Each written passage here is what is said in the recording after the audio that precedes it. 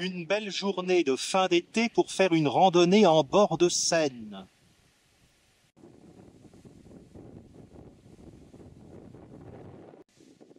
Je suis à la Mailleraie-sur-Seine, une commune du parc naturel régional des Boucles de la Seine normande. La commune a fusionné avec Saint-Nicolas-de-Pictuis pour former un regroupement de communes Arello-en-Seine. Nous sommes sur le quai Paul Girardot.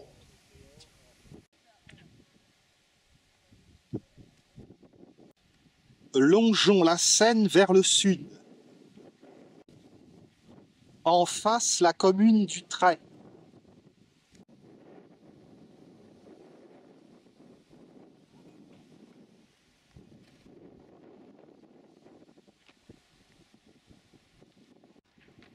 Nombreuses reproductions de cartes postales à la Mailleraie.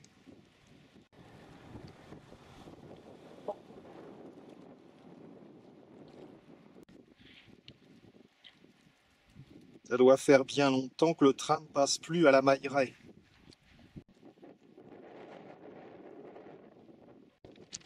Un autre aspect de la gare, on voit que le train est dernier cri.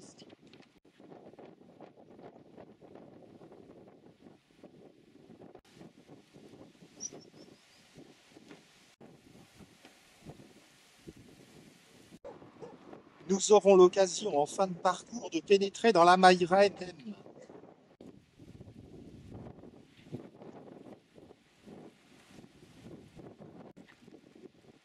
Voilà tel que cela se présentait vers 1900.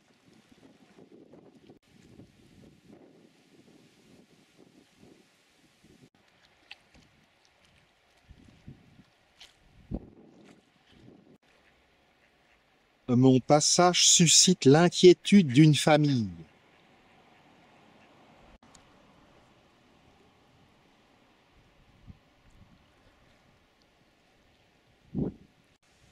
La commune du Trait en face est ainsi appelée parce que c'est un village-rue, c'est-à-dire une commune tout en longueur, comme souvent en Seine-Maritime.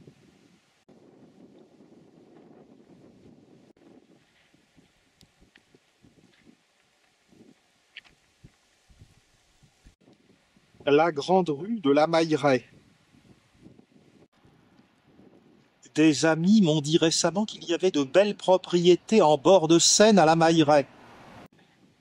C'est ce qui m'a donné l'idée de faire une petite randonnée dans le coin.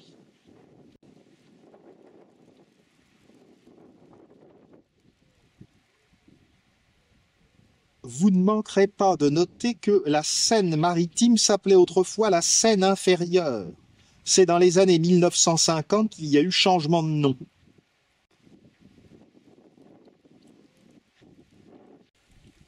La maison du parc naturel régional des Boucles de la Seine normande est toute proche, à Notre-Dame de Blictuis.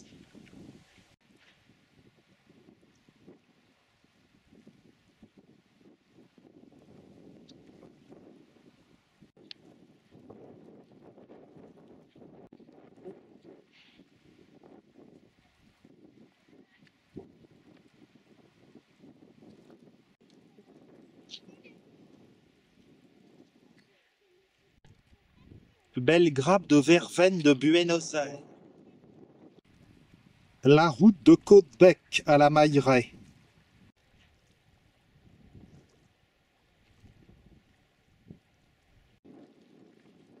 Très belle maison de briques.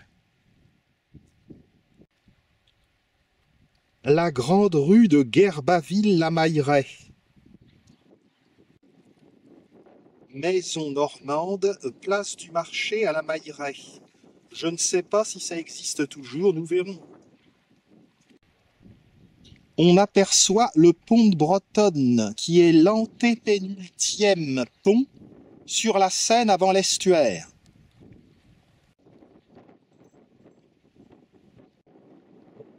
Vous allez peut-être me dire, qu'est-ce que c'est que ça, antépénultième?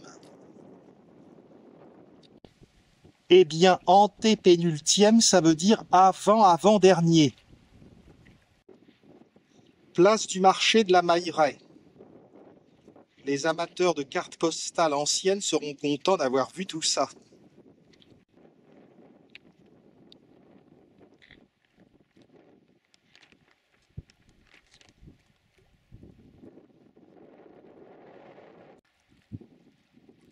Rue du Marché. Je vais vous faire une confidence étonnée. Bien que né à Rouen et vivant au Havre, je n'avais jamais mis les pieds à la Mailleraie. Une erreur grave que je corrige dès maintenant. Cette carte ancienne a été en partie colorisée.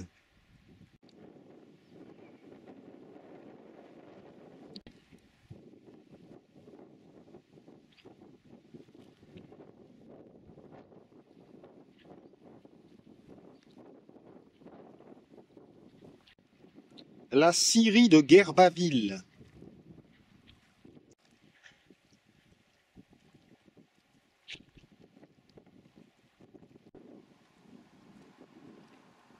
Syndicat de la Marine et Maison de la Tourelle à la Mailleraie.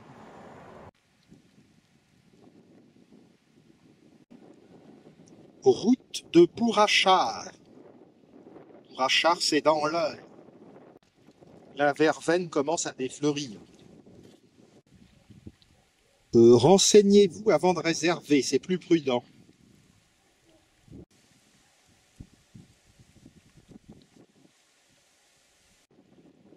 La commune du Trait est dominée par la forêt du même nom, qui réserve un certain nombre de randonnées.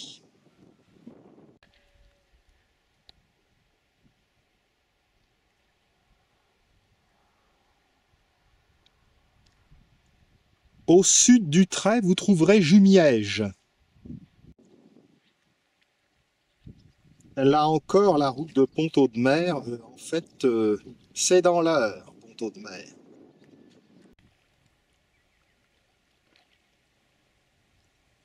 L'un de ces gros navires qui vont à Rouen. On a en effet tendance à méconnaître que Rouen est un très grand port fluvial. Poursuivons avec la complicité du soleil.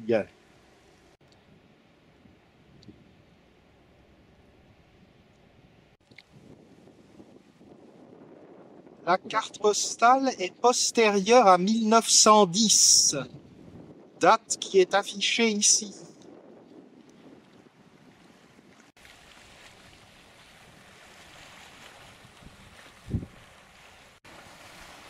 Rue de l'Église à Guerbaville-la-Mailleraie.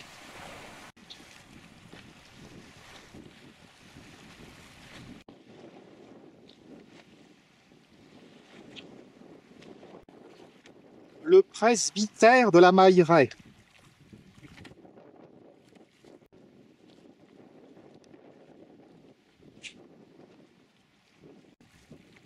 Le chalet de la ferme de la ménagerie existe-t-il toujours? À cet endroit, la boucle forme une petite boucle dans la boucle.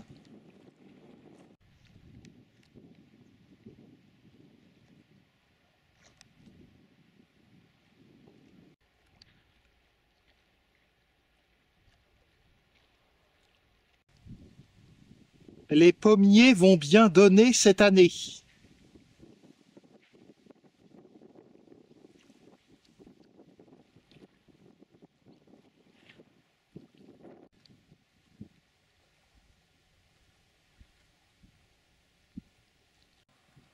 Nous voici dans cette période de fin d'été, de début d'automne, qui ménage encore de belles journées.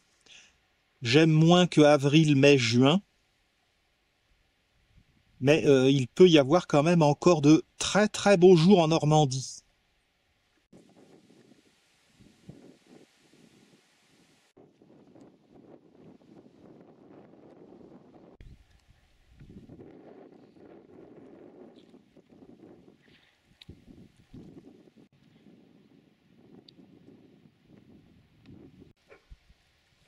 Églantier, cynorhodon.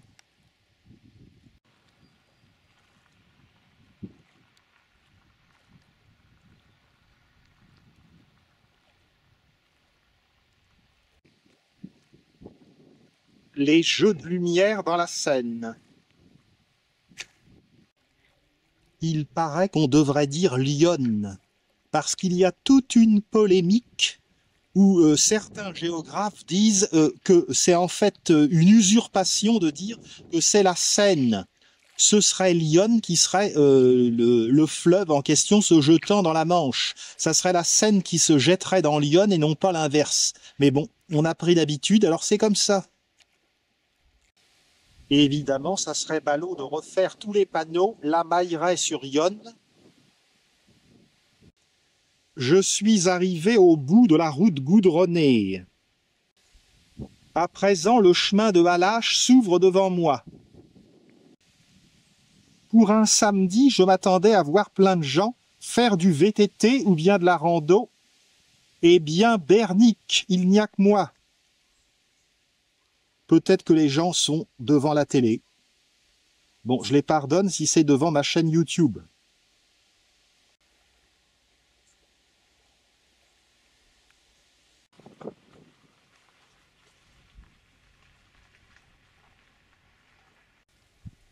Au printemps, j'ai loupé des petites croisières qui étaient organisées au départ de Côte-Bec-en-Caux sur la Seine jusqu'à Jumièges. Mais je compte bien me rattraper au printemps prochain. On verra ça en 2026. Ah, j'aperçois des randonneurs.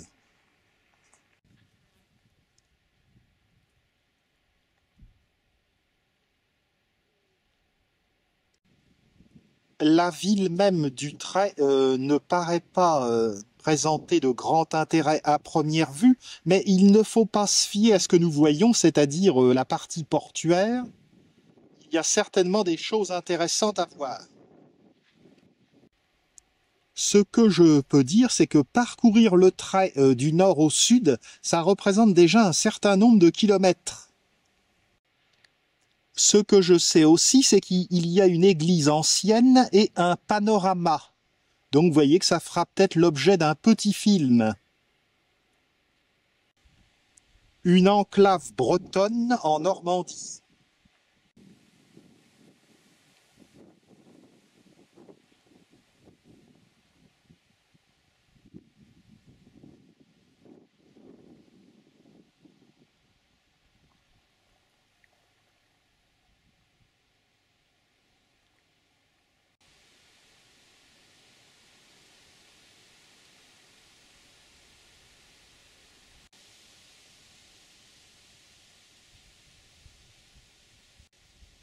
En poursuivant vers le sud dans cette direction, il y a la tourbière d'Heurtauville.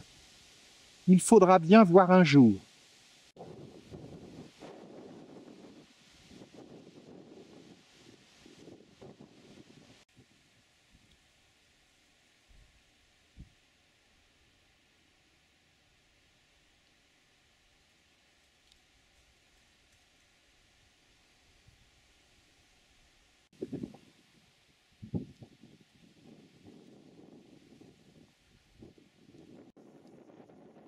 J'espère que mes petits films doucement soporifiques vous procurent un sommeil réparateur.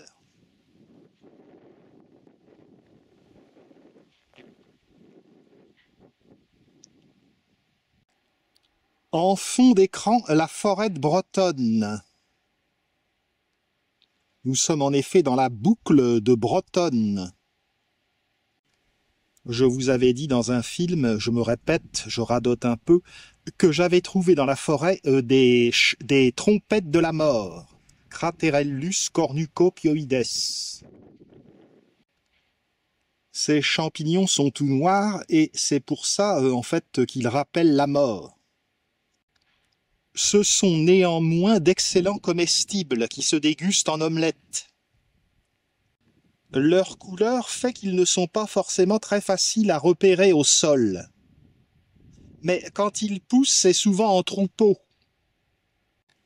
Ce champignon est par ailleurs réputé pour pousser jusqu'à une période avancée de l'automne, jusqu'en novembre, jusqu'aux premières gelées.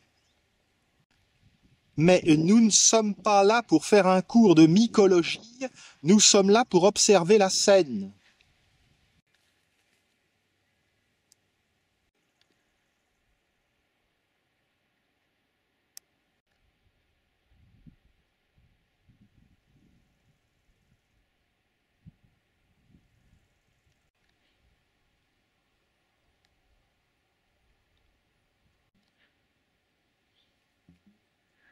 Il paraît qu'on, enfin, ce n'est pas qu'il paraît, on peut en faire des confitures.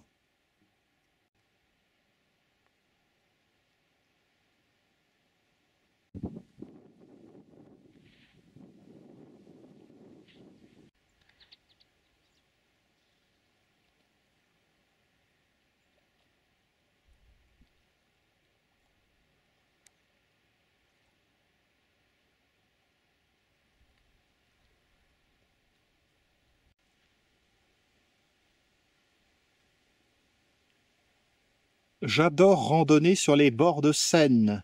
Et il y a encore de nombreuses excursions qui s'offriront à moi dans les années à venir, notamment vers la Bouille, par exemple.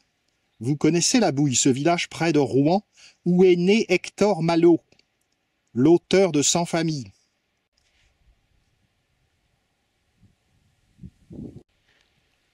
À quoi servent ces grandes bobines? C'est ce que je ne saurais vous dire. Si vous regardez mon film et que vous pouvez répondre à mon ignorance, n'hésitez pas à écrire.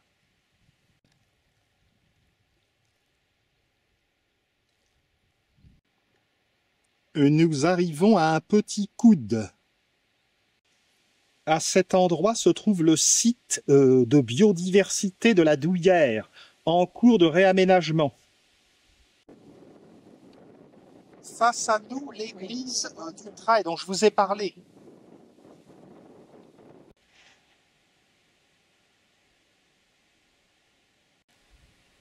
Allons voir ce site de la Douillère, ça n'a pas l'air bien loin.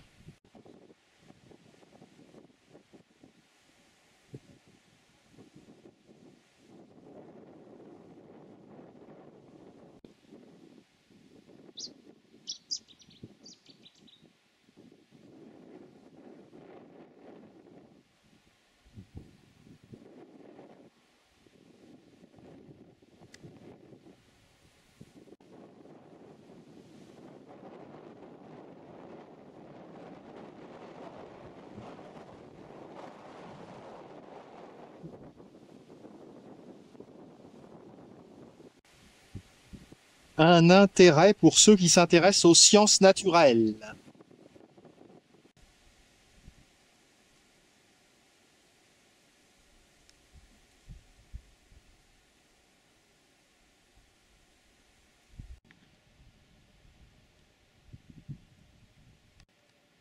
Poursuivons.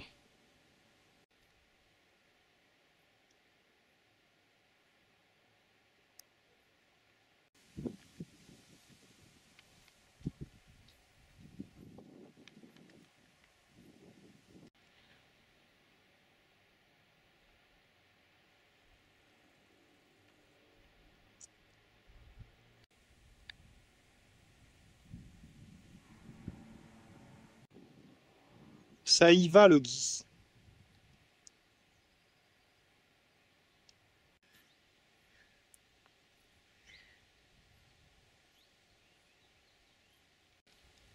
Oui, là, il y a du travail pour Panoramix.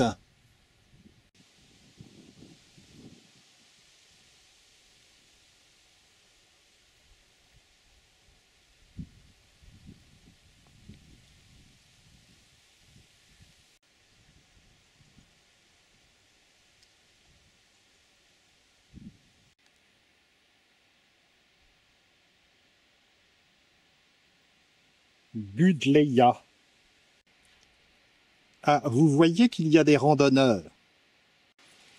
Ces randonneurs sont même nageurs. Il est venu s'ébrouer près de moi.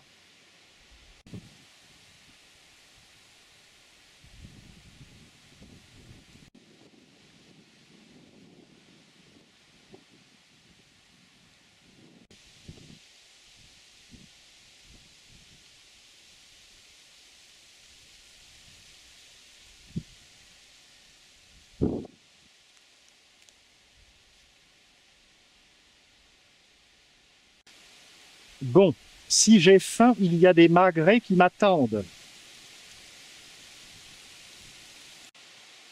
Heureusement pour eux, j'ai emporté ma gamelle.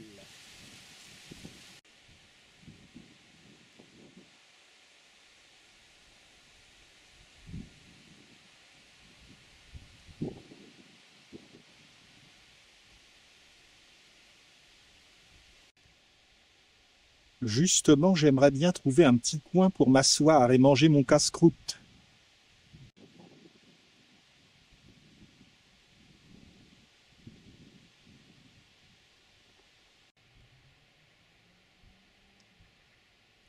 Elle n'est pas belle, ma Normandie?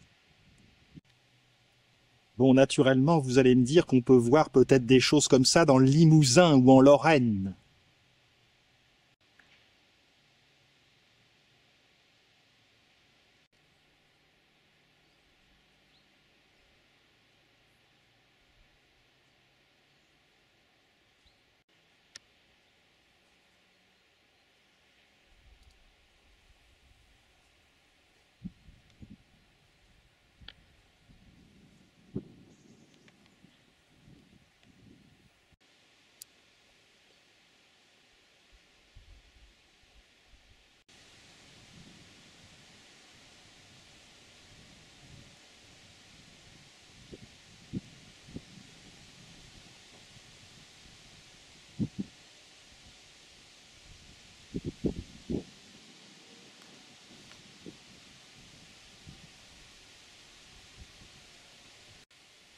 À proximité, paraît-il, se trouve un endroit où une dame fait une réserve de tigres et de lions.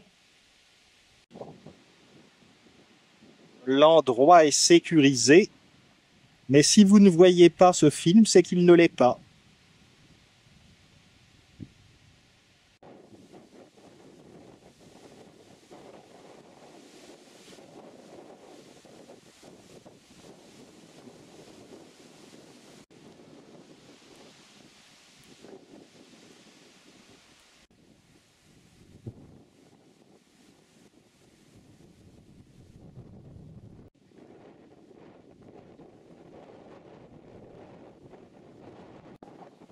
Je suis parvenu au lieu dit des osiers et je dois longer la Seine encore un peu.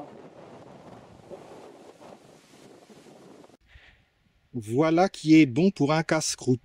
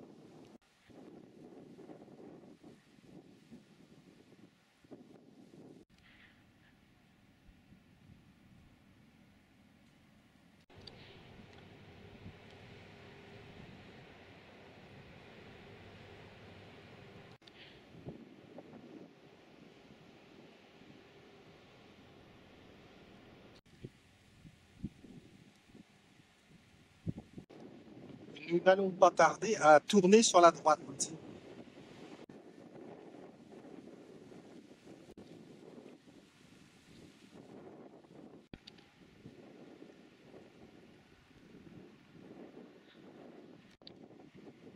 Un chantier de réparation des bacs de la Seine. C'est ici que nous tournons. Empruntons la rue du passage du Trait. Nous nous éloignons donc des bords de Seine.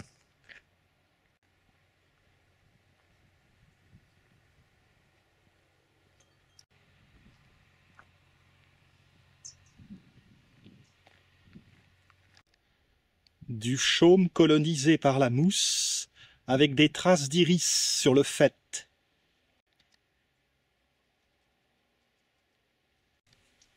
Un figuier en Normandie. Vous allez voir qu'avec le réchauffement de la planète, la Normandie va prendre des airs de Provence.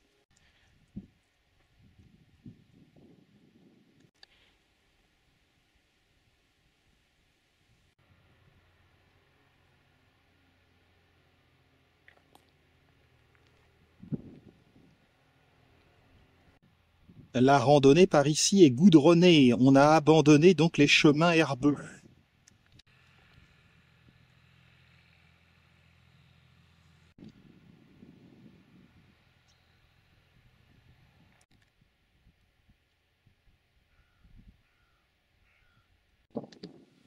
Pour faire cliché.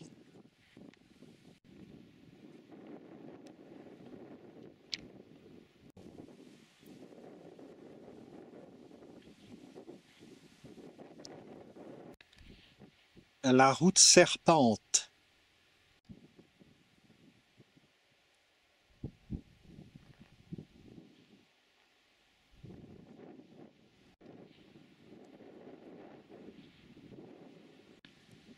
Il faut bien un banc pour contempler cette jolie vue. D'ailleurs, vous voyez, je m'assois pour vous faire profiter de cette vue inoubliable.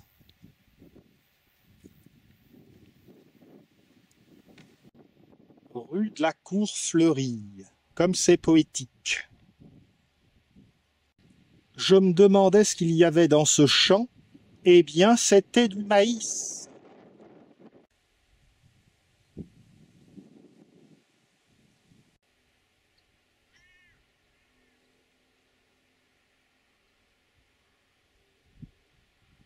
Oui, il faudra bien trouver un jour cette tourbière de Heurtauville. Vous savez que le pays d'Europe qui a le plus de tourbières, c'est l'Irlande.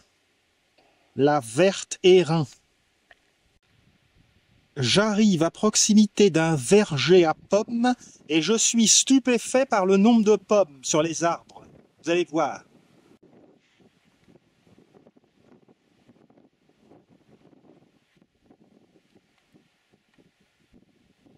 À coup sûr, il va y avoir du cidre sur les tables.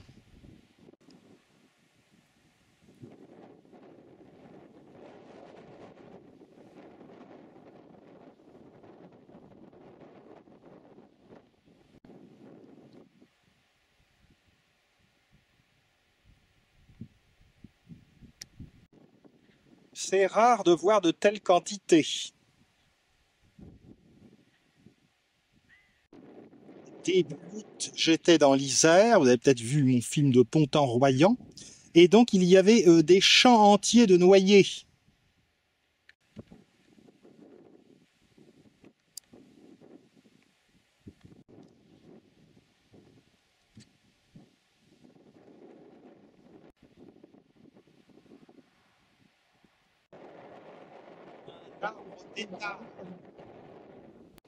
Ne croyez pas cependant que s'il grandit, il va devenir un arbre grenouille.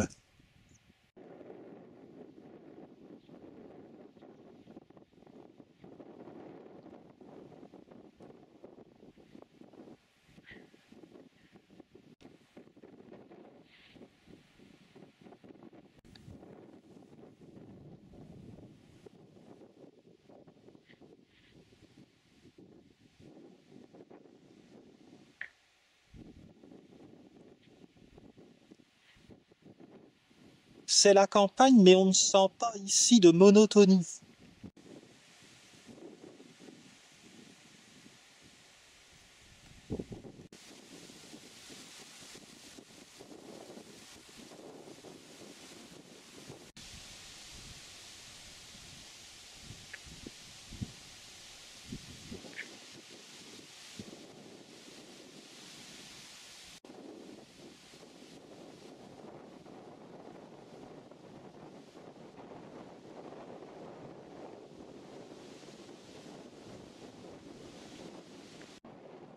Heureusement que cette route n'est pas très fréquentée.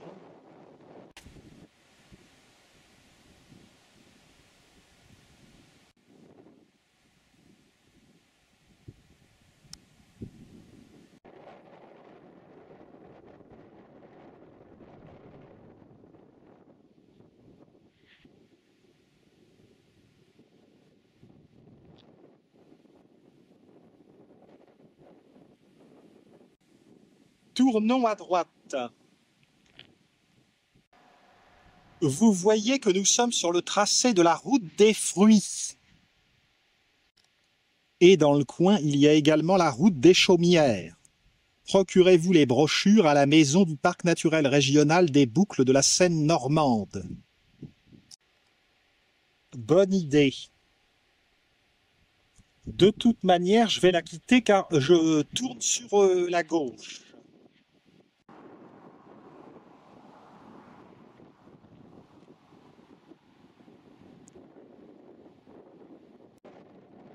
Je ne suis pas perdu.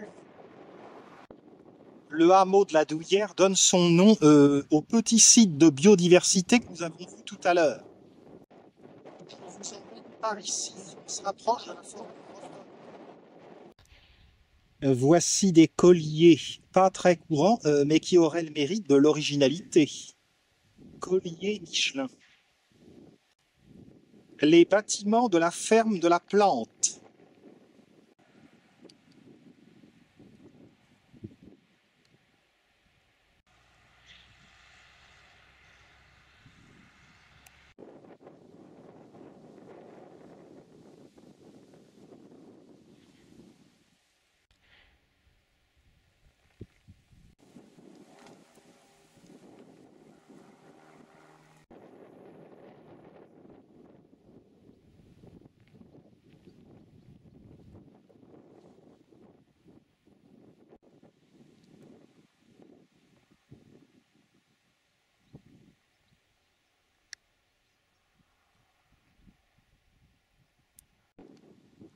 J'intrigue certaines de ces dames.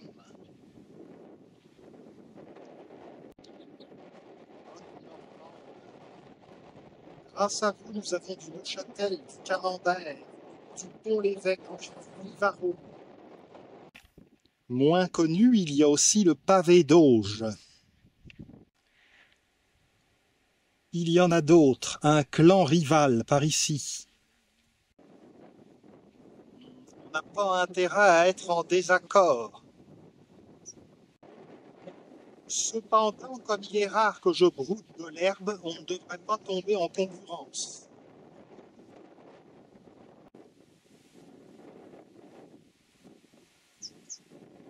La route est droite, mais la pente n'est pas rude, contrairement à ce que disait un ancien Premier ministre.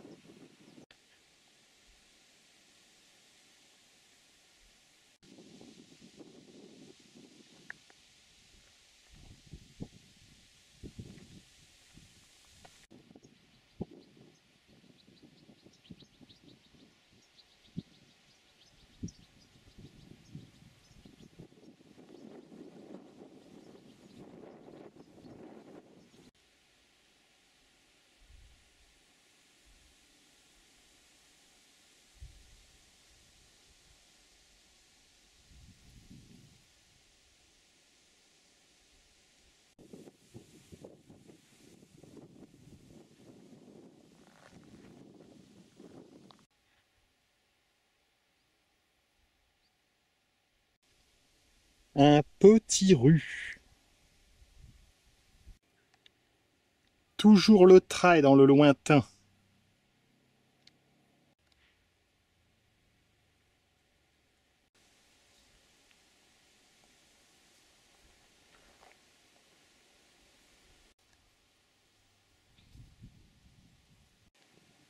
À cet endroit, nous allons tourner sur la droite pour revenir vers la Mailleraie. Nous sommes en bordure de la forêt. Direction nord. Il ne faut pas croire que l'endroit est plat. Mais jusque-là, pour moi, si. Vais-je voir des sangliers, des chevreuils, des biches?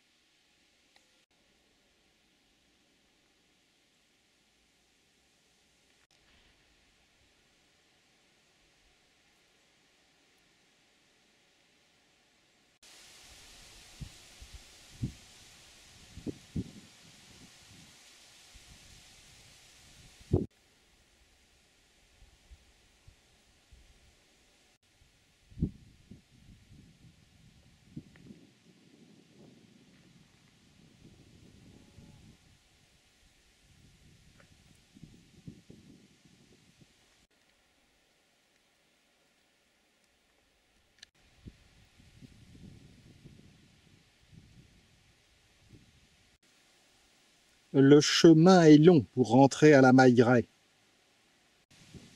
On pourrait continuer tout droit jusqu'à la Mailleraie, mais à un moment, il y a une petite grimpée dans le bois.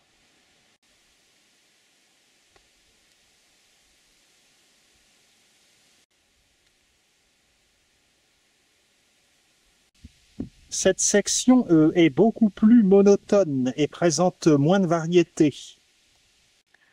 À cet endroit, nous devons tourner à gauche et monter dans le bois.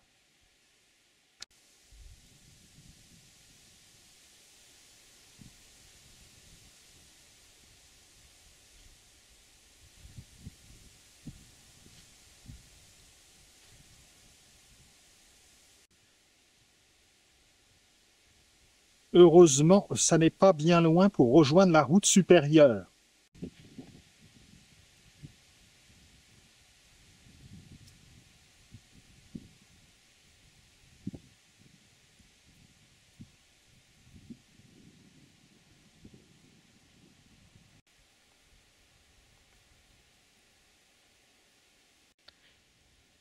Un peu de nerfs, j'approche du sommet. On va retrouver le soleil.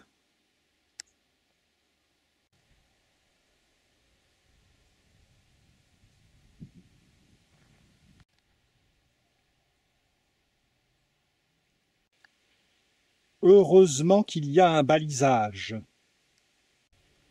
Je suis parvenu dans le haut de la côte, à droite là, et donc je m'engage à gauche dans ce petit chemin qui va me ramener vers la Mailleraie.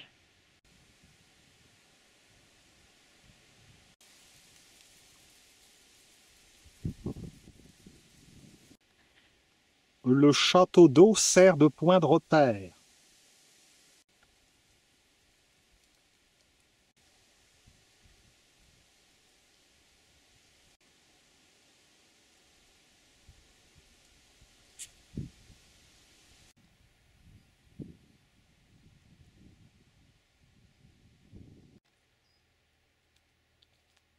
Je vais bientôt rejoindre la civilisation.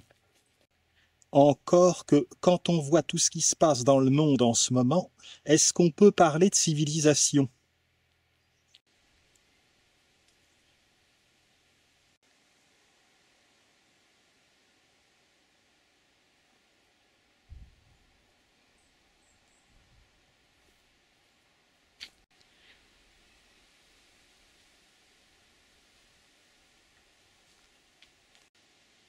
Nous arrivons en bordure de la Mailleraie.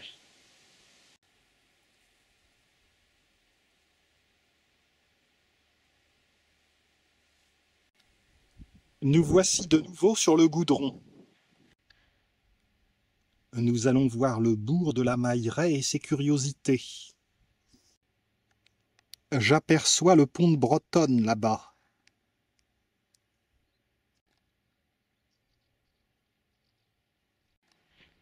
La route s'incurve un peu.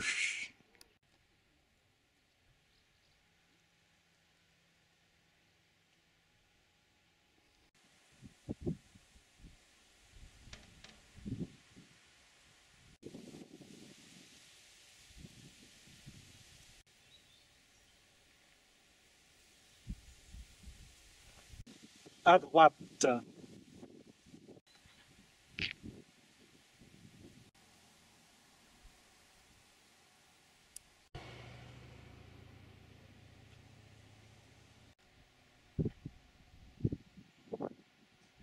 Il n'y a plus qu'à suivre la route pour rentrer dans le centre du bourg. D'ailleurs, tenez, voyez, je ne vous raconte pas des salades.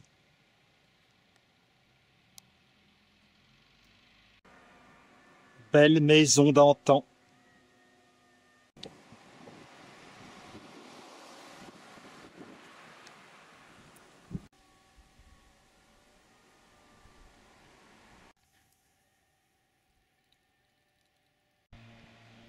Et encore un joli cliché normand. Il y a de quoi faire de la compote. L'église de la Mailleraie là-bas. Bois de senteur.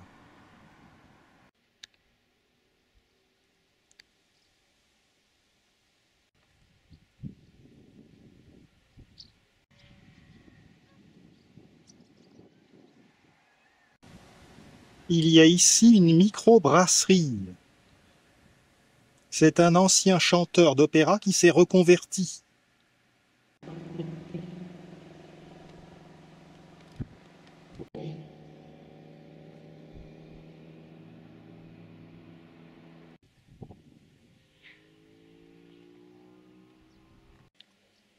Une jolie collection d'Alstromeria. La route de Bourrachard.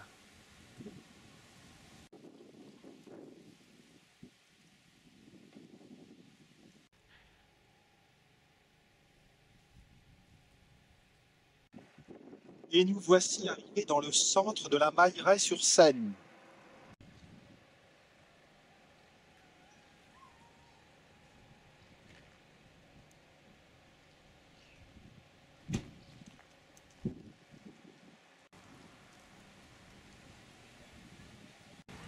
On ne lésine pas avec les couleurs à la Mailleraie.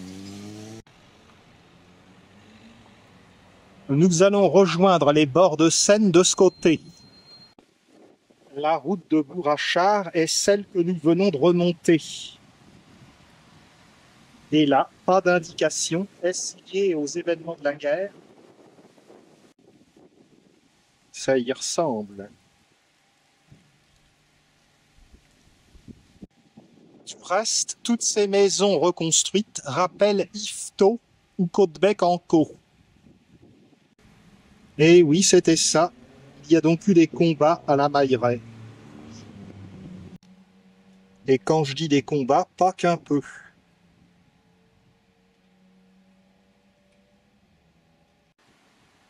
Des panneaux pédagogiques donnent moult informations sur la forêt de Bretonne toute proche et montrent notamment le fameux chêne cuve que je vous avais montré dans un de mes films, La forêt de Bretonne en automne.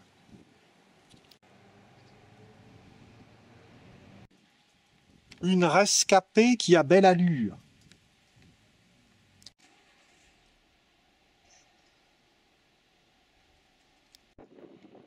Encore quelques mètres pour rejoindre la Seine. Ce sera la fin de la randonnée. Des maisons disparues.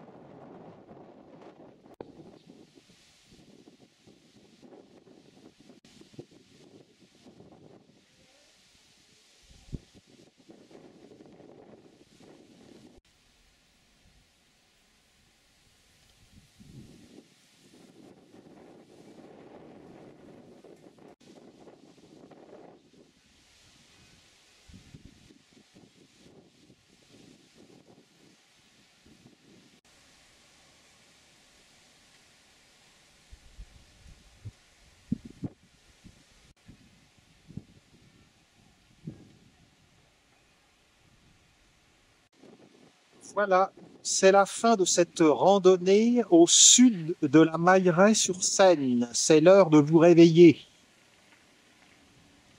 Vous pouvez éteindre le poste. Je vous dis à très bientôt, ici ou là, pour d'autres balades, d'autres découvertes, en France, en Normandie notamment, ou ailleurs.